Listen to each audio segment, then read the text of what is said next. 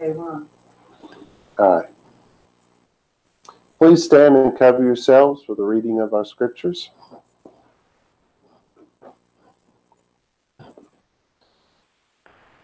Today is from Shemot, which is also known as Exodus chapter 36. Begins like this. Ve'asa be'zael be'ahaliav ve'chol ish hacham lev asher natan Yahweh chama utevanu bahema la da'at la asot et kol melechet avodat hakodesh lechol asher zivav Yahweh. Vayikra Moshe el Bezalel ve'el Ahaliav ve'el kol ish chacham lev asher naten Yahweh chama belibo kol asher nesao libo lekarba el halacham nacha, there's no M, la'asot ota vayichu milipnei Moshe et kol hateruma asher heviu bnei Yisrael Lechet avodat hakodesh la'asot ota behem heviu elav od nedava baboker vabou kol hachachamim haosim et kol melechet hakodesh ish mimelachto asher hema osim vayom ru el Moshe lemor marbim ha'am lehavi mi de ha'avoda lamelacha asher ziva Yahweh la'asot ota vayetzav Moshe Ru kol b'machane lemor ish ve'isha al ya'asu od melacha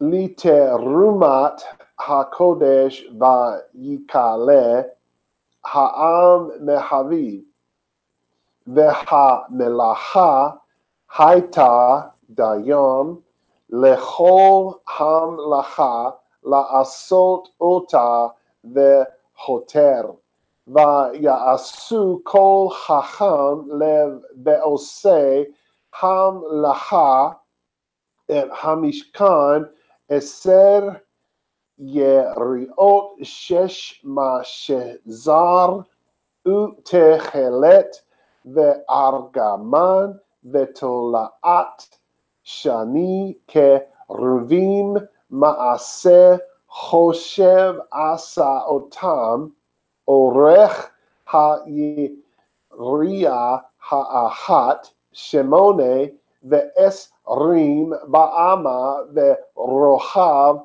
Arba Ba'ama Ha'yiriya Ha'echat Midah Achat Lechol Ha'yiriot Vayecharber et Hamash or Mesh ha-yeriot hachat el echat ve'chamesh yeriot chibar achat el echat va'ya'as lul ot techelet al sefat ha-yeria ha'echat nika za b'mach baret ken asa B'sefat ha-yeria ha-kizona b'mach beret ha-shinit chamishim lulaot asa b'yeria ha-echat b'chamishim lulaot asa b'ze ha-yeria asher b'mach beret ha-shinit Maket bilot ha lulaot אחת אל אחת, ויעש 50 קרסי זהב, ויחבר את היריות אחת אל אחת בקרסים, ויהי המשכן אחד. ויעש יריות עזים לאוהל על המשכן, שתי עשרה יריות עשה אותם. אורך הירייה האחת 30 באמה, ו4 אמות, רוחב הירייה האחת מידה אחת לשתי עשרה יריות. ויחבר את 5 היריות לבד, ואת 6 היריות לבד, ויעש לולאות 50 על שפת הירייה הכזינה במחברת, ו50 לולאות עשה על שפת הירייה החוברת השנית. ויעש קרסי נחושת 50 לחבר את האוהל להיות אחד.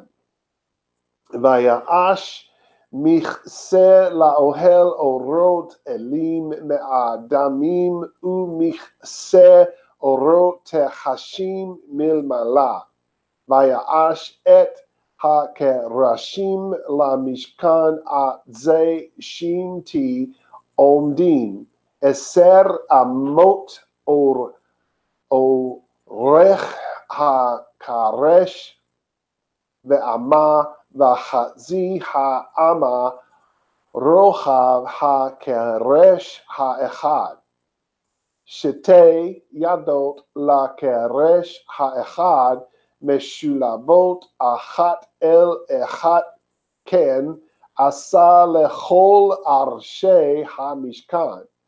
ויעש את הקרשים למשכן 20 קרשים לפאות נגב תימנה, ו40 אדני כסף עשה תחת 20 הקרשים, 2 אדני תחת הקרש האחד לשתי ידותיו, ו2 אדני תחת הקרש האחד לשתי ידותיו.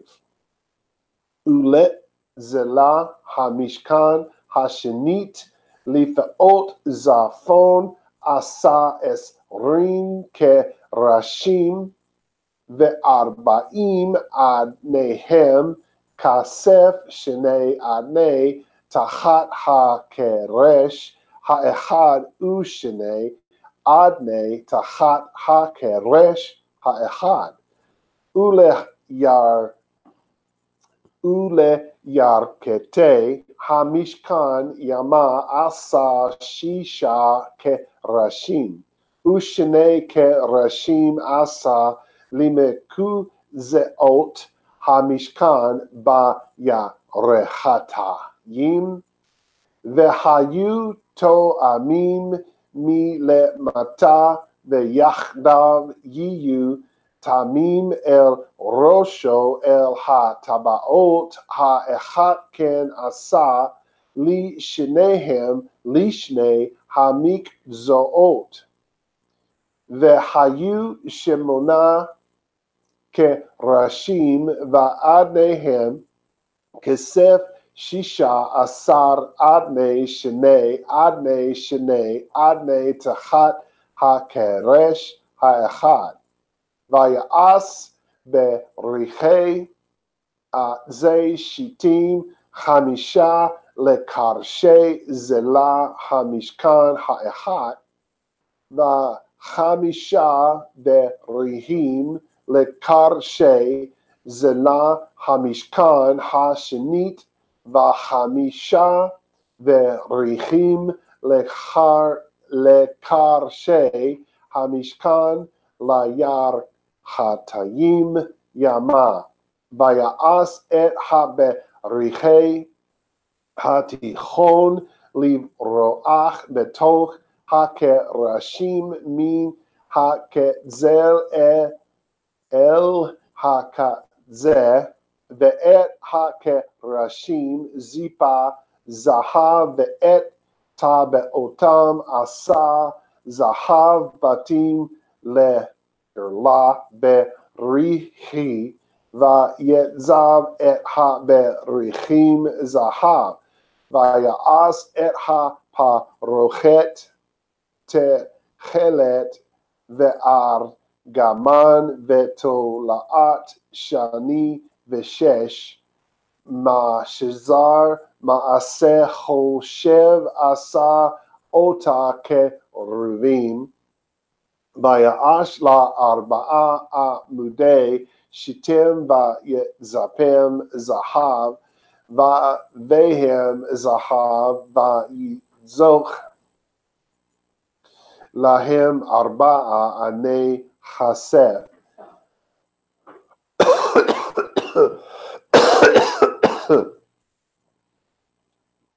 Careful what you push. On the screen, right? Yes.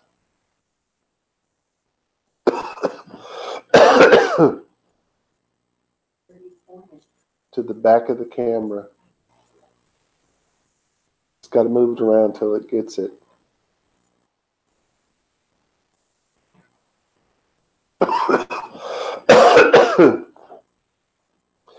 Vayas masach lefatach haohel techelet ve'argaman vetolaat shani veshesh ma'shizar ma'aseh roken ve'et amudai chamisha ve'et vavehem ve'zipa rashehem v'chashukehem zahav ve'ad nehem chamisha nechoshet.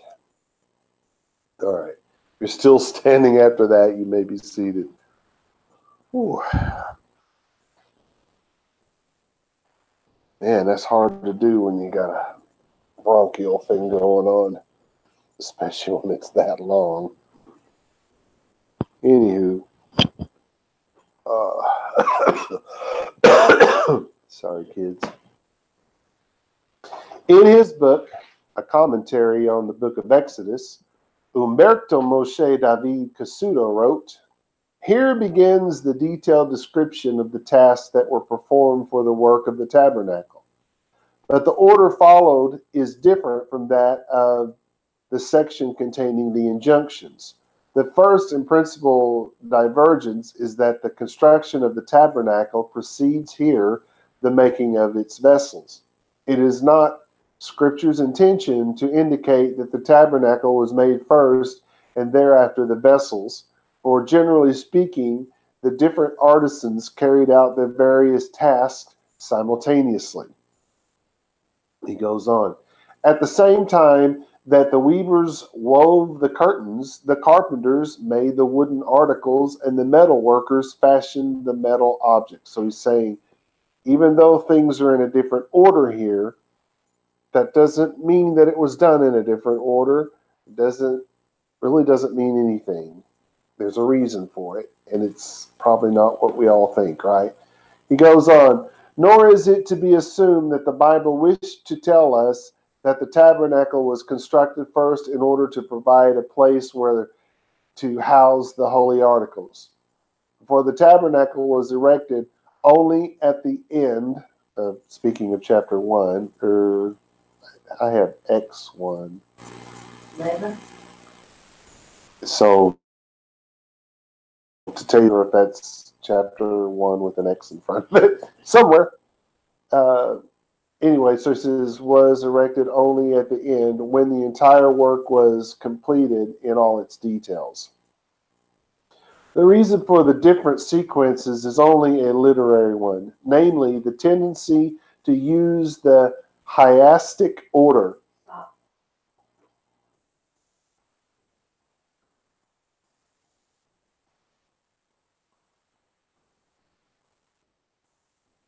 Starts flashing light.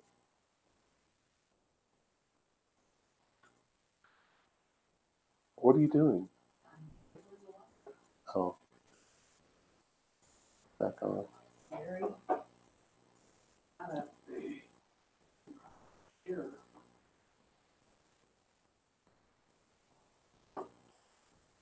All right, so the reason for the different sequence is only a literary one, namely the tendency to use the chiastic order, which was so beloved of the biblical writers. Articles, then tabernacle, and in this case, tabernacle, then articles. It's just a writing style. It means nothing. The similarities between chapter 36 and chapter 26 and 31 are stunning, he says. Some verses are identical, and those that are not identical are only different to the degree that the verses from previous chapters tell us what was to be done, while this chapter tells us that it was done. So it's almost the same thing. It's just before they're saying this is what you're going to do, and now they're saying this is what they did. Otherwise, it's the same words. Because of this, I am going to skip over the individual words in the vast majority of this chapter, from verse 9 on, that is, since we've already gone through them. I see no reason to just keep rehashing the same thing. All right, so verse 1, and again, we're in chapter 36 of Shemot. Literally in English, it would say, and made Betzael and Ahaliab and all man wisdom, heart that gave Yahweh wisdom and understanding with them to know to do all work service the holy to all that commanded. I do apologize, Yahweh. Okay, so it started off with Ve'asa, and you know what that is. Asa, to labor, to work about, to manufacture, to produce by labor. You know, we've had this word so many times that you should have it all memorized by now, right? So somebody did some work, and who was that? Betzael. Remember, that's the guy that has all the special talents. And it says Ve'ahaliab. That's the other guy. And then it says Vechol, which is and all, Ish, and all. That's man. It's not men in plural, but they are. Did you say and every man filled with wisdom? You know what I'm saying? You don't actually have to say it in plural in this case. Ham, which of course is wisdom. That's to be skillful in any art. And remember, this isn't wisdom as in we're thinking of King Solomon and he's so smart nobody could outsmart him. No, this is wisdom as in you're so good at what you do, whether it's wood carving or cabinet making or carpet laying or tile making or tile installing or just whatever it is. You're so good at it that you can actually make your own tools to improve how well the job is done. They would call you a wise carpenter, carpet layer, tile maker, whatever it is. This is the wisdom that we're speaking of here. So it goes lev, so they're wise-hearted. And it's obviously it's idiomatic. They called them wise-hearted. And again, heart really shouldn't be taken as the central point of the blood, the place that pumps. You know, it's supposed to be the seat of the senses, affections, and emotions of the mind, right? That's what they're saying. And it says Asher, which means that, T-H-A-T, Natan, that this is to give, to cause someone to receive, to give into the hand, to deliver into the power. It's everything we think of as the word give. And then it says the proper name of God, so that God has given Chachma, this wisdom, this skill of the artisan, the dexterity, I want to say here before we get too far into this, they're not telling you that God picked two guys out and said, you know what, I'm going to give them the ability to make better art than everybody else. No. If you are so good at something that everybody thinks of you as the best, we give the credit to God. We say that God made that happen, not that he gave you an ability that somebody else didn't get, because that would make God a respecter of person. But we recognize that God created us in such a way that we have the ability, if we put our effort into it, to become a wise artist, an artist. Hope you understand. Then it says utevana or vuna. That's the intelligence and the understanding that goes along with this wisdom, because you're not going to get real good at something if you don't understand what it is you're doing. You know what I'm saying? So they always throw that in there with it. Then it says behema, which in this case means with them. It sounds like the word for cow, doesn't it? La da'at, that's to know, that's for knowledge, it's to perceive, to acquire knowledge. And that's how it happens. You start off as a carpenter's helper, you start off sweeping. I mean, that's the way I started off. My job was to sweep the floors, to pick up the trash and throw it away. You know, that's the way I started. And then later on, it was my job to cut all the boards. And then later on, you know, they start you off at what they call the idiot end of the tape measure. You know, that's the part that goes against the wall. You're not looking at the numbers because, you know, when you start off, it's assumed that you don't know what any of that means. But as you get the hands-on knowledge, as you acquire knowledge and familiarity with it, eventually you know, maybe you become so good at it that you become your local area's best-known contractor. I mean, it happens all the time. And it's really the idea that's going on here. These are guys that, man, their mind, this the stuff they could come up with. And we've all met people like that. But it's because they spend their time thinking about that. The reason why some artists are so much better than others is because some put more effort into the art, into thinking about what they could do with different various things. And anyway, hope you get the idea. So then we have la asot, again, asa, to labor, to work about anything, to produce by labor, to manufacture, to fabricate, right? So there's a lot of making and fabricating going on here. Et kol, so that's all melechet, all the work, all the service, all the stuff that somebody does. And who's the somebody? Avodat. That's a servant. Aved is a servant. This is avodat. It's being used to be for the word service, right? Because it all comes from the same place. But it's the work that they do, the labor that they perform, the office that they hold, if you will.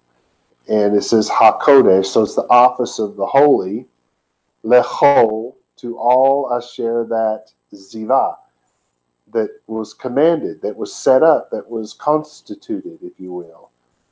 And then it gives God's name again, his proper name. So here's our translation. And made Zael and Ahaliav and every wise-hearted man, which Yahweh gave wisdom and understanding in them to know to do all work for the service of the sanctuary. Because they use the word Kodesh, holy, something set apart. I didn't even talk about that a while ago. Don't know why I did skip that. But we have the word Kodesh, right? And so it's holy and it's set apart. And they use the word Kodesh. We would think of it in America as the word sanctuary. Because they had the sanctuary, the holy, and then they had the holy holies, right? The Kodesh, HaKadashim, the holy, we would say, of holies. And that's the part that's behind the curtain that's even more holy than the holy. But they had the holy and the holy holy. So we would say the sanctuary and what would we call that back part? So it's like the sanctuary is God's living room and the back part is God's bedroom because it's behind the curtain anyway. And that's a curtain we're allowed to look behind, right? Uh-oh. Even Ezra wrote that Bezalel was supposed to do some of the work as well as teach others to do it. He has nothing to base that on. He just thought he'd throw that out there and say that. But I'll just about bet you he did. I know he did some of the work because he was commanded to do it, so obviously he did. But he was there to oversee other people doing the work, right? Because he didn't do all of the work.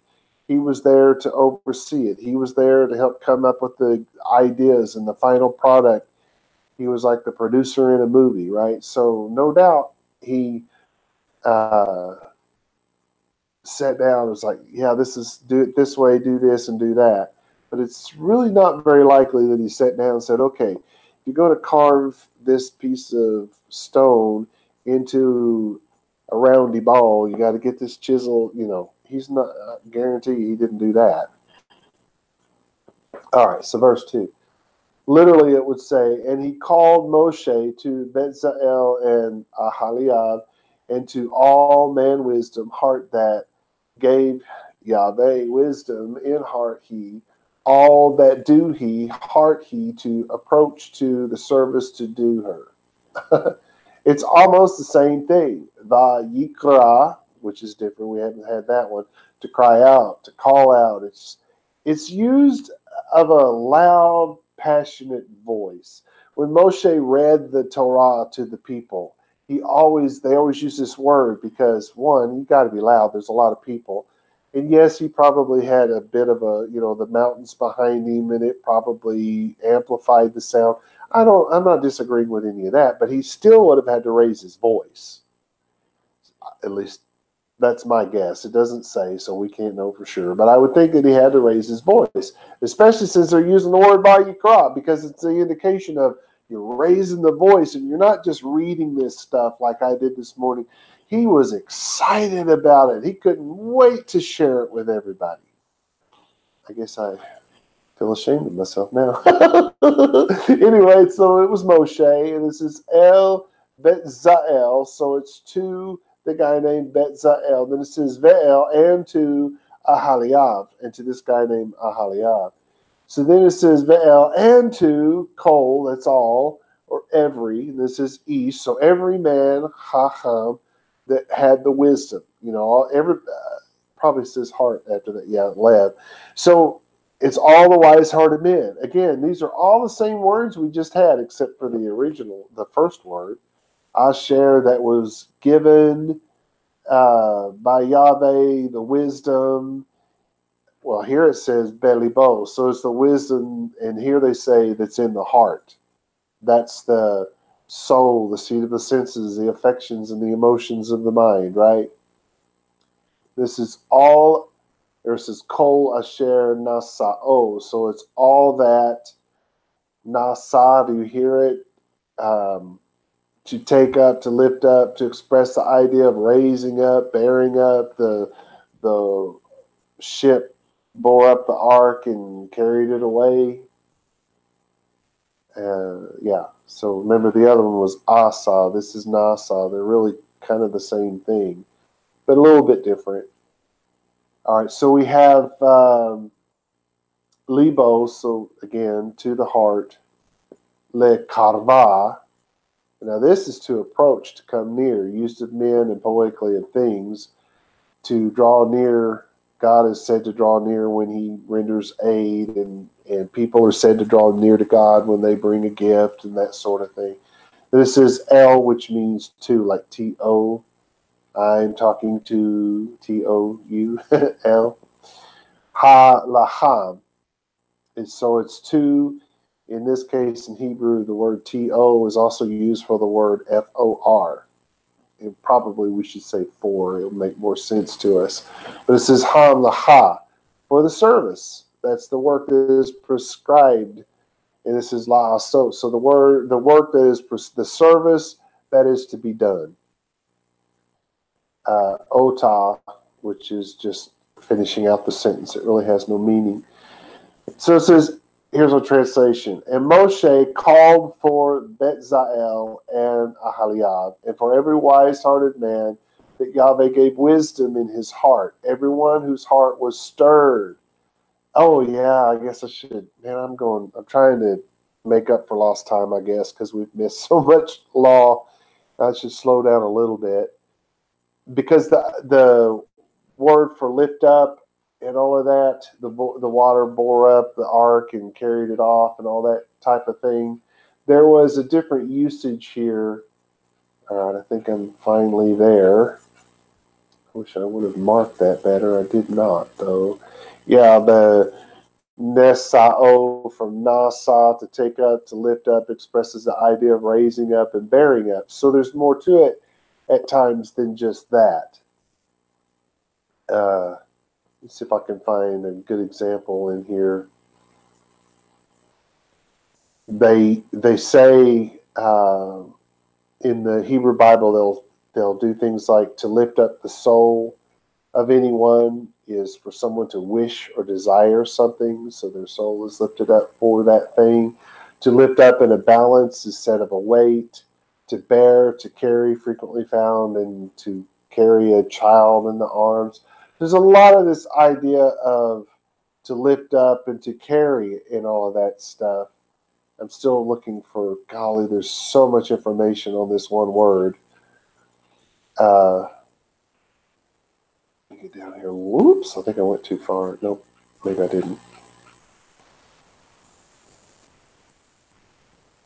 Oh, so it's talking about the heart being lifted up, the heart being stirred up. Is if your heart is stirred up, it's lifted up. So everyone whose heart was stirred up to draw near to do the work. So it was everybody who, God bless America, land that I love.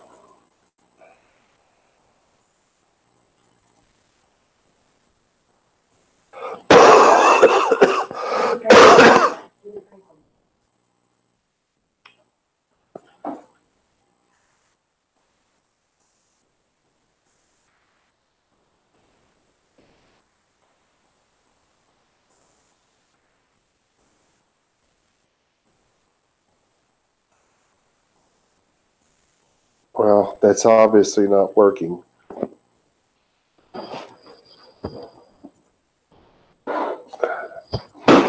Ah, dang it!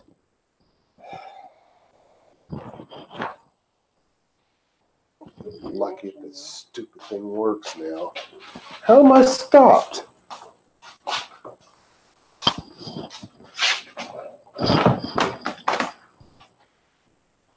"50 feet and I can't go anywhere."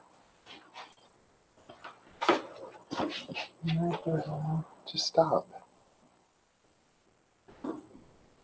Definitely the cord, because it starts flashing real bright light like that, and then it goes off. Good.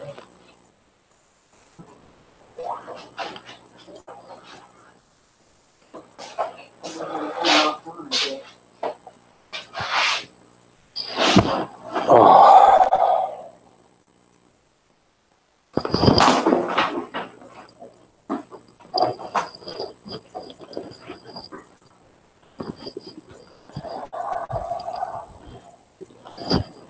Maybe time to think about buying some new cameras, I guess. Okay, so I was just about to say that Onkelos actually changed the word for lifted to stirred. A lifted up heart is a Hebrew idiom used of both the person who is lifted up in pride, someone who's proud, and a person who is excited. The latter, of course, is being used here. So I think that what Onkelos did is fine. It's not like he was adding to or taking away. He was simply using a word that better explained it to somebody who spoke Arabic and not Hebrew, or Aramaic, rather. Okay.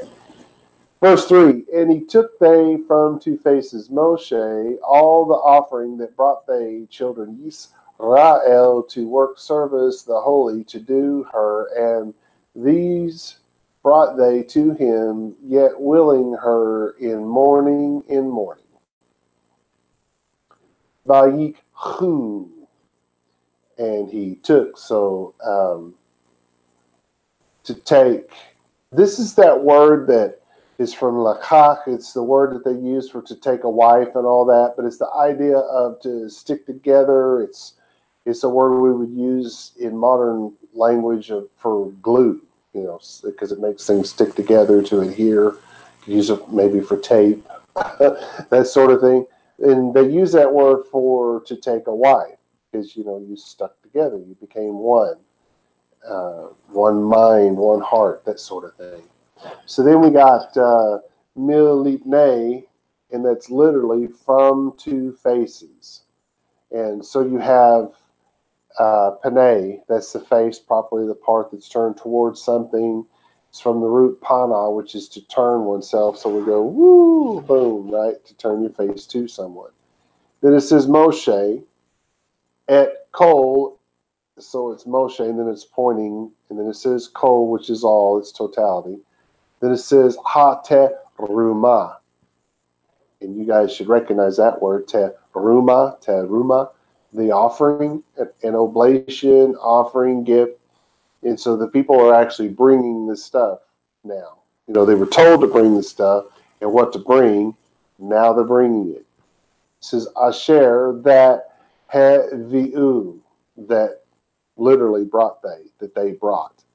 So they're bringing it from their tent or wherever they made it. Maybe they didn't make it in their tent because some of them were making material and things like that. Who knows where they did that. I wouldn't think that they would do it in their tent, because that stuff, I'm sure, especially the goat's hair stuff they were making it out of, probably would have stunk. Anywho, just guessing at that, I don't really know. Did you know there's people that still do that, the Bedouins that live outside of Israel proper?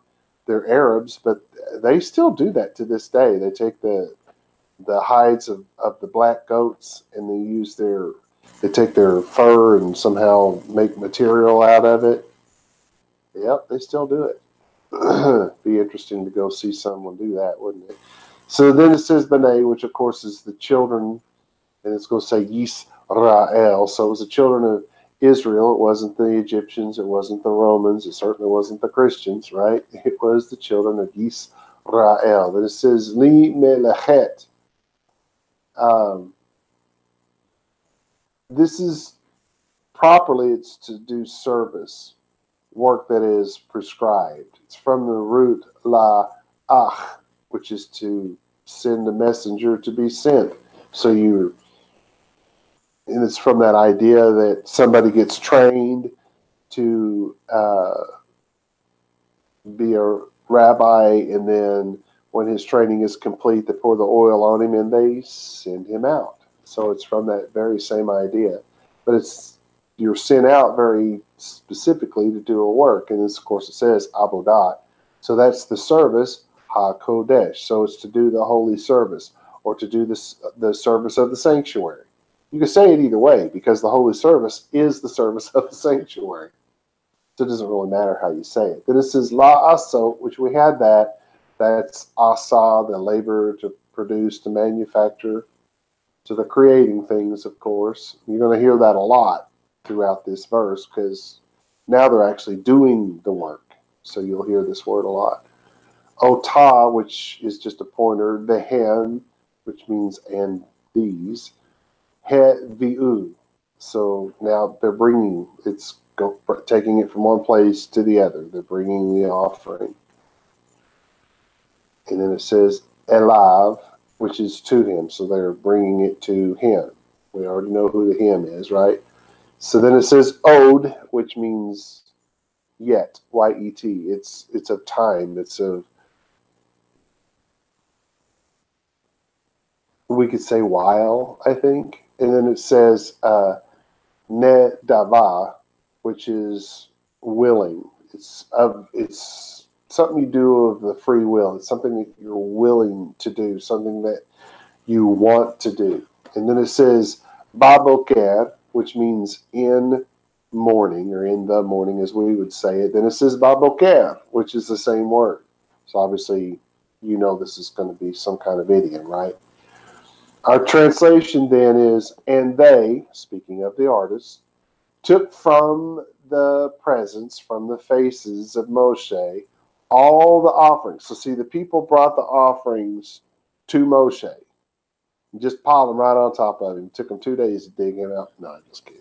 They brought all this stuff to Moshe, and so now the artisans have come, and they know what to get. The metal workers are not going to run off with the, with the material. The material makers aren't going to run off with the gold, right? Everybody's going to get the stuff that they need to make their stuff, the things that they're there to make. So they came before Moshe, and they're now taking all the offerings that the children of Yisrael brought for the work of the service of the sanctuary, the holy, the Kodesh, to do it. And these, speaking of the children of Yisrael, and these brought to him, that's Moshe, those who were still willing. And then it says, in morning, we would say continually. It's an idiom. They brought it to him continually. It just didn't stop. Just every morning it was just still coming. Even Ezra seems to have recognized the idiom, in that he rendered these words, they continued to bring. So I think he caught it. And honestly, the sages rarely ever recognized idioms. It wasn't part of their world. All right, so we're going to compare that to chapter 35, verse 29. It says, every man and woman with a willing heart brought with them all the items that Yahweh commanded to be made by the hand of Moshe. Thus the children of Yisrael brought offerings willingly to Yahweh. Kasuto wrote the following about all this. The verse then has to be construed thus, in this way, by the voluntary contributions of every man and woman whose heart moved them to bring anything for the work which the Lord had commanded by Moses to be done. The children of Israel brought a freewill offering to the Lord. Of course, I'm almost always going to agree with Kasuto. I really like his work. Do apologize. We got, I think, enough time for verse 4. In literal English, it basically says, and he went they, all the skillful that doing, all work the holy, man from occupation, he that they do. So, bo and he went they. So it's bo, it's to come. And remember, in Hebrew, to come is to go, and to go is to come. And to went is to arrive, and to arrive is to have left at some point. It's all the same word. So in English, we got to have a different word for everything we do. In Hebrew, they just use the one word however it fits. So went is probably what we would use here, I guess. This is kol, which is all, ha-ha-ha-meen, all the skillful, the artists, not so much just the artists, but the ones who are skillful at being, at creating their art. So you had to be both. Couldn't just be an artist. You had to be a good, skillful artist. This is ha-osim. Asa, to labor, to work, to do, to manufacture, to produce by labor. So they all went to do some real work. It says et kol, and all, or all, not and. Melechet, all the work, the service, the thing that was prescribed for HaKodesh, for the sanctuary, or the holy service. Again, you could say it either way, because the holy service is the work that goes on in the temple, right? In this case, tabernacle, because it's before the temple. And this is ish, so it's man, mimelachto, from occupation, he literally, properly to serve, hence to work prescribed to anyone, especially the work of an artisan, of an artiste. And it says, asher hema, that they osim. Asa, to labor, to produce, to manufacture, to fabricate, those sort of things. So your translation becomes, and they came all the wise to do all the work of the sanctuary. Each man, remember it said ish, or man. That's what that means to us is each man from his occupation, which they did. So each of them came to do the occupation that they did. So you didn't have metal workers sewing fabric together. You didn't have fabric workers, pouring steel. You did what you knew to do. And you had to be good at it. You had to be artistic. It was all part of the deal. All right, so 5. And he said they to Moshe, to saying from great the people, to bring from enough the service to occupation that commanded Yahweh to do her. Woo, I tell you, this one's going to be interesting. Bayom Ru, and he said they. It's from the word amar, to say. The primary signification is to bear forth, to shed the light on the subject, is how I like to say it. This is L, which is to, like T-O. So somebody said to Moshe, or Moshe said to somebody. Lemor, that's amar. It's the same word, to shed the light on the subject. Marbim, it's from Rabbi. Well, it's from Rav anyway, which is where we get Rabbi, right? This is great. And so the rabbi is great. Why? Because he's huge. No, that's not why he's great. The rabbi is great because he's more brilliant than everyone else. Nope, that's not why he's great. The rabbi is great because he's old. He's great in age. Well, that could be, but that's not why. He's called rabbi because he's great in knowledge. And not that he sat around reading his Bible on a hill somewhere, letting his beard grow long, and now he knows everything. The smoke put it all in his head or something. No, that may be, that is in fact the way Maimonides said he got it. Y'all know that he's the first Pentecostal holiness. Yeah, he said he just sat around and it would just feel in his head, just jump in there. Yeah, he said that. I'm just throwing it out there. No, the reason why the rabbi was called great is because he had a great amount of education. Somebody else had taught him. It's instructor-led education. It's not somebody teaching themselves. This is not the way Jews did things. It's not the way they do things. It's just not the way it's done. Never has been. I mean, I'm sure there are people out there that do it that way, but it's not the way it's done. So anyway, this is Mar Beam, which is from grade. It's from the increase, from the Ha'am. So in other words, the people they've brought so much stuff. It's mind-boggling. You just cannot believe how much stuff they brought. This is Lahavi, which is to bring. So they're saying they brought a whole bunch of stuff. Then it says Midday. Oh my gosh. That means enough. Literally, it's from enough, but it means they brought, well, putting Rabbi in there in front of it, or Rav in front of it, means that they brought more than enough. And then it says ha'avodah. You hear avodah there, of course, the labor, the service. They brought more than enough for the service. Lamet lacha, and it's another word for the same thing. It's service, it's occupation, it's the work that's done. This is asher ziva, so that work that was commanded. And it says the proper name of God. So it was commanded by God. La asot, that God commanded to be done, right? And